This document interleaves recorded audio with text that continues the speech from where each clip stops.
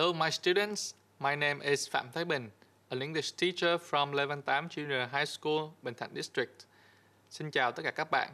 Thầy là Phạm Thái Bình, giáo viên tiếng Anh trường Trung học cơ sở Lê Văn Tám, quận Bình Thạnh. Today, I'm here to teach you grammar from the first semester of the English 6 program. Hôm nay, thầy sẽ dạy các bạn các điểm ngữ pháp trong chương trình tiếng Anh học kỳ 1, lớp 6.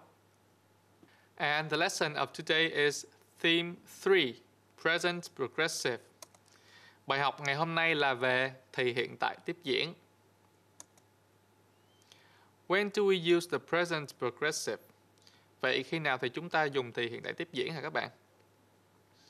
The present progressive is used when we want to talk about actions that are happening at or around the time of speaking.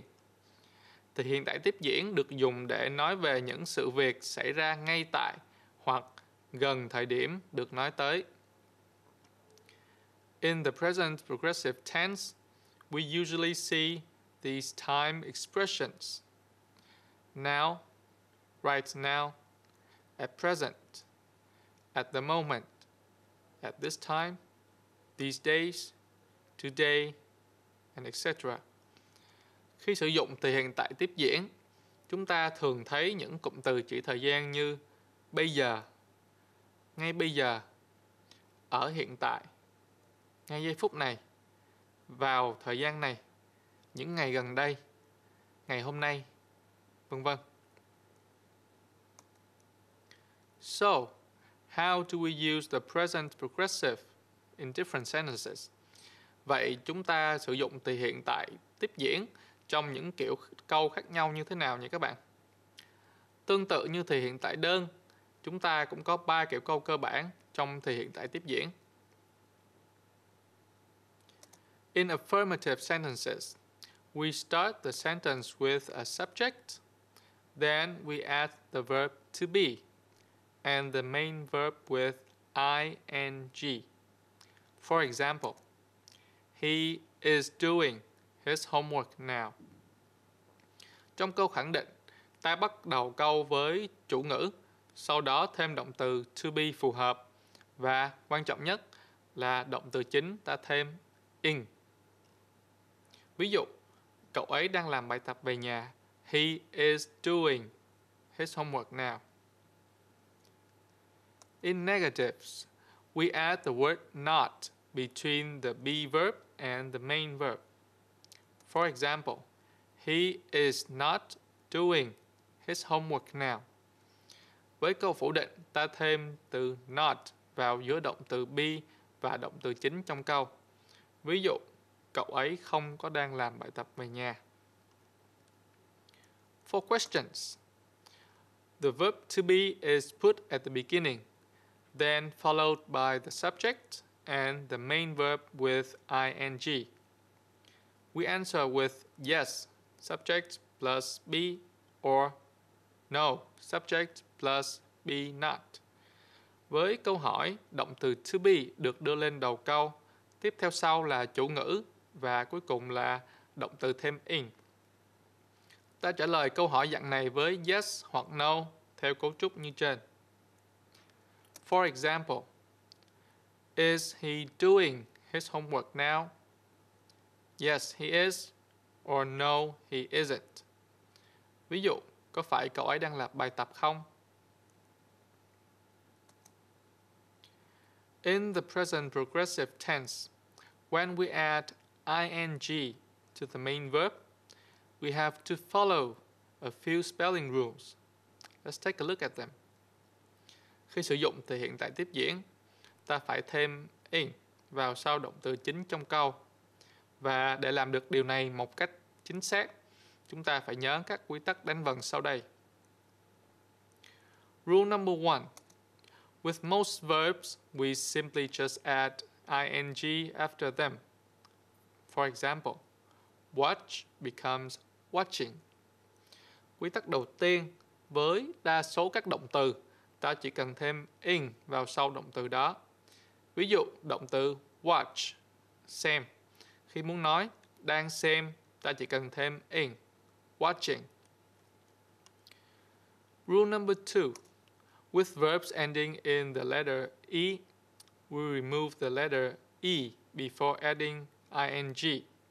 For example, write, writing, with no E. Ở quy tắc thứ hai, với các động từ tận cùng là E, chúng ta bỏ E trước khi thêm ing. Ví dụ, write nghĩa là viết và đang viết sẽ là writing, không có chữ E. And the third rule is, with verbs that end in a short vowel and a consonant, we double the consonant before adding ing. For example, swim, swimming, run, running.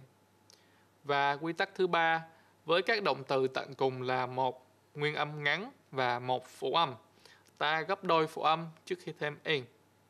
Ví dụ, swimming nghĩa là đang bơi, có hai chữ m, hoặc running, đang chạy, có hai chữ n. But we don't apply the third rule with words ending in W, X, or Y. For example, draw, drawing, fix, fixing, play, playing. Tuy nhiên, chúng ta không áp dụng quy tắc thứ ba này với những từ tận cùng là những chữ W, X hoặc Y. Ví dụ những từ như drawing, fixing hay là playing. So far, I think you have understood quite well about the present progressive. Let's do a couple of exercises to practice using the tense. Tới đây, thầy tin là các bạn đã nắm bắt được về hiện tại tiếp diễn rồi, phải không nào? Vậy chúng ta hãy cùng luyện tập sử dụng thì này cho thành thạo nhé các bạn. The first exercise. Write the present progressive forms of the verbs. Bài tập đầu tiên, viết dạng tiếp diễn của các động từ dưới đây. Bài tập này sẽ giúp các bạn ôn lại các quy tắc viết khi thêm ing nhé. Have a look at the words. Number 1. Wear. This verb follows the first rule. We just add ing after it to have wearing. Từ đầu tiên rất đơn giản, vì từ này không nằm trong các trường hợp đặc biệt. Ta chỉ cần thêm ing đằng sau nó. The second word, have. It has an E at the end, so we remove the E and add ing. Having. Từ thứ hai, have, có chữ E ở cuối, vì vậy ta bỏ E và thêm ing. The third word, do. This word is similar to number 1. We simply add ing. Từ thứ ba là do, tương tự như từ số 1. Rất đơn giản các bạn. Ta chỉ cần thêm ing. Next, we have the word dance. This is similar to number 2. We cross out the E and add ing. Từ tiếp theo là dance, cũng tương tự như từ số 2. Ta bỏ E và thêm ing. The last one, sit. We can see that it ends with a vowel and a consonant. So we need to double the consonant before adding ing. Từ cuối cùng, sit, có tận cùng là một nguyên âm và một phụ âm, cho nên ta gấp đôi phụ âm cuối để được từ sitting. Here is a more challenging exercise for you. Look at these pictures and describe what the people are doing. Đây là một bài tập khó hơn để các bạn thử sức nhé. Các bạn hãy nhìn vào những bức hình dưới đây và nói việc mỗi người đang làm. What do you see in this picture? There is a boy and a girl. Các bạn nhìn thấy gì trong bức hình này nào? Có một bạn nam và một bạn nữ phải không nào? And what are they doing? Và hai bạn này đang làm gì nhỉ? Ta có thể thấy bạn nữ thì đang xem bài giảng ở trên TV và bạn nam đang viết bài vào trong tập.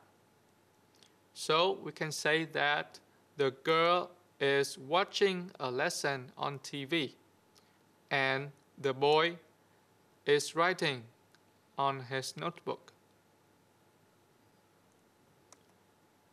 In the second picture, we can see a teacher with her laptop. What is she doing? I think you are very familiar with this now. Trong bức hình này, ta thấy một cô giáo và chiếc laptop. Vậy cô giáo đang làm gì nhỉ? Thì nghĩ các bạn đã quen với hình ảnh này rồi phải không nào?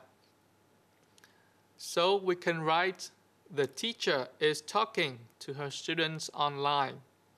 Ta có thể viết, cô giáo đang nói chuyện với các học trò trên lớp học trực tuyến. In this picture, there is a doctor. What is the doctor doing? This is what you must do whenever you go outside. Bác sĩ trong bức hình này đang làm gì vậy các bạn? Đây là việc mà các bạn phải làm mỗi khi ra ngoài nè. Yes, the doctor is putting on her face mask. Ta thấy bác sĩ đang đeo khẩu trang. And in the last picture, there are two men. They are athletes. Trong bức hình cuối này, ta thấy có hai vận động viên. So, what sports are they doing? Of course, the athletes are swimming. Và hiển nhiên rồi, các vận động viên này đang bơi. Và tới đây thầy nghĩ các bạn đã nắm rõ về thì hiện tại tiếp diễn rồi. Hy vọng các bạn sẽ nhớ các kiến thức vừa học để chuẩn bị làm các bài tập tiếp theo nhé.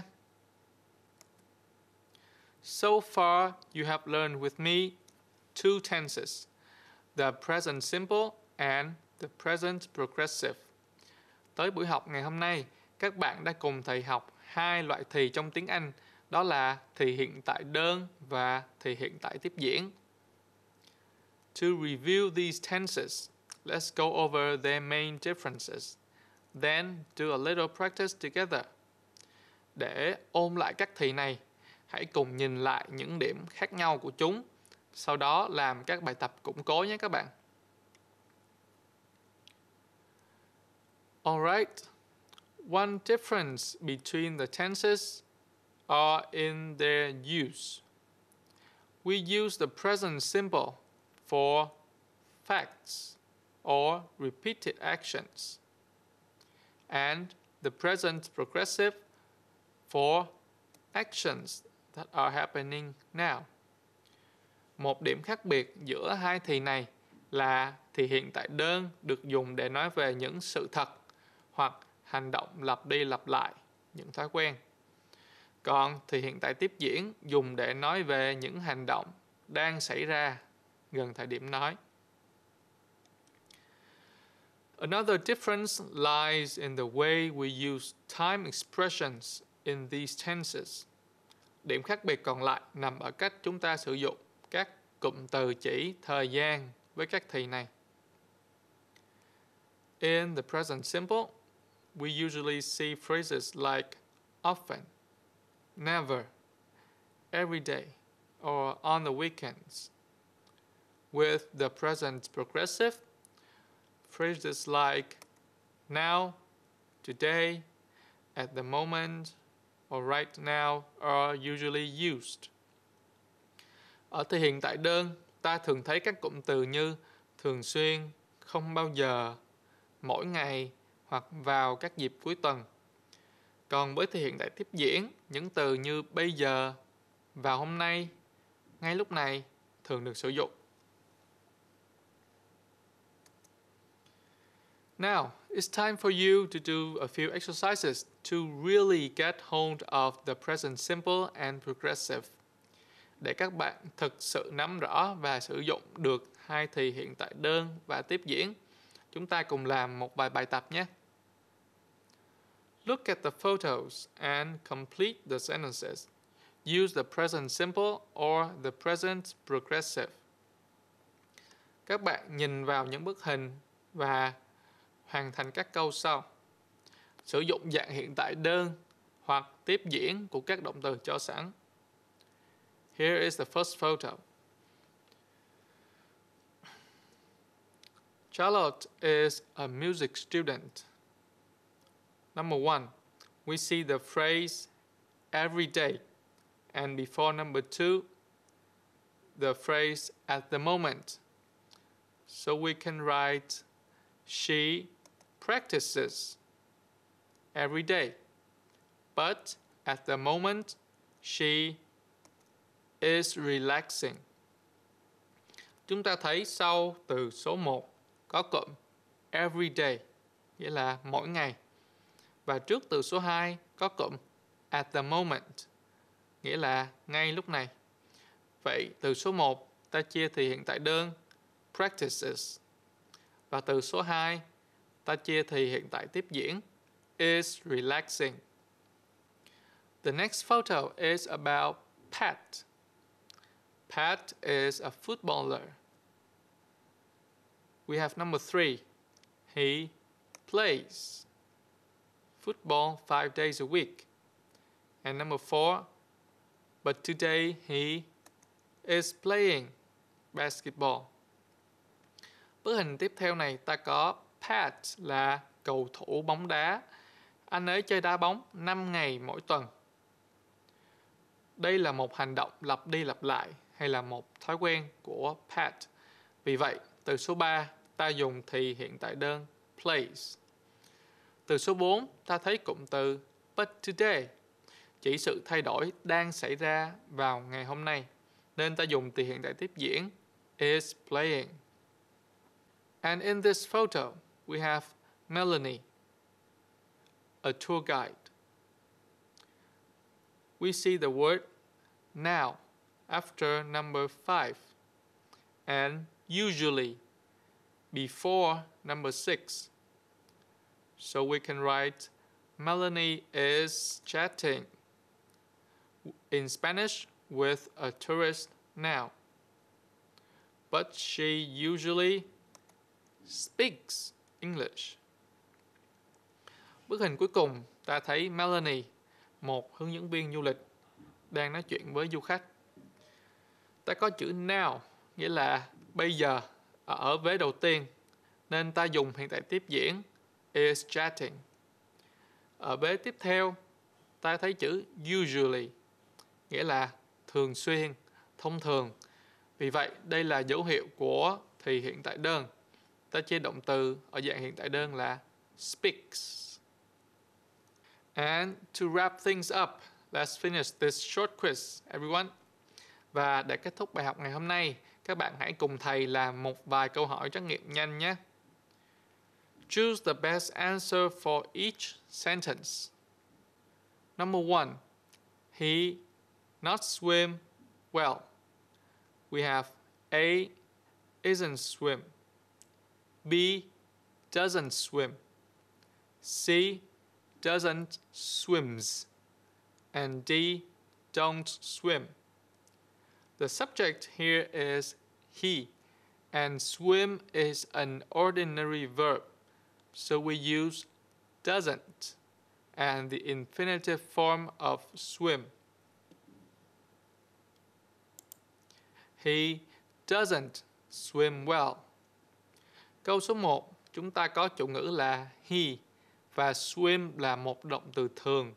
Vì vậy, để có dạng phủ định, ta dùng trợ động từ là doesn't và dạng nguyên mẫu của động từ swim. Sentence 2. Usually, my family and I blank lunch at 12. Our options are A. Have. B. Are having. C. Are have. And D. Do have.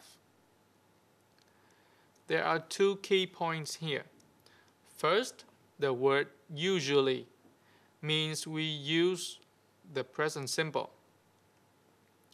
Second, my family and I means more than one, so we use the infinitive form of the verb. So the answer here is A. Have. Câu thứ hai này các bạn cần lưu ý 2 điểm. Thứ nhất, khi có chữ usually, chúng ta sử dụng thì hiện tại đơn. Và thứ hai, chủ ngữ trong câu này là my family and I. nghĩa là nhiều người. Nên ta dùng dạng nguyên mẫu của động từ have. Usually my family and I have lunch at 12. Number 3. He like apples, but he not like bananas. Our choices are A. Likes, don't like. B. Is like, isn't like. C. Likes, doesn't like. And D. Like, doesn't like. This one is easy. The subject is he and the verb is like. So for the affirmative clause, we add s after like. And for the negative, we use doesn't before it. Câu này khá dễ phải không các bạn? Ta có chủ ngữ là he. Vậy trong vế câu khẳng định, ta thêm s sau động từ like. Và ở vế phủ định, ta dùng trợ động từ doesn't. Đáp án là câu C. He likes apples, but he doesn't like bananas. Sentence 4. Mr. Long designed his dream house at the moment. From the first look, you should pay attention to the phrase at the moment.